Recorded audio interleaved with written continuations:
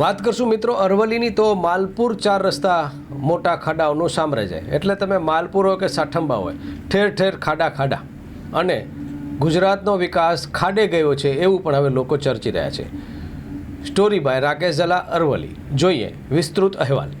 રજૂઆત કરવામાં આવી છે, મામલતદારશ્રીને આવેદનપત્ર આપવામાં આવ્યું છે અને ટોલનાકાના અધિકારીને પણ આવેદન 6 મહિના પહેલાં આવેદનપત્ર આપવામાં આવ્યું છે કે જે પોલીસ સ્ટેશન છે ત્યાં આગળ બમ્પ મૂકવા જોઈએ અને જે ચેતવણી બેનર લગાવવા જોઈએ દરેક જગ્યાએ એ પણ એક પણ પ્રશ્ન હલ થયો નથી અને દર સાલ જ્યારે વરસાદ આવે ત્યારે મોટા મોટા ખાડા પડી રહ્યા છે।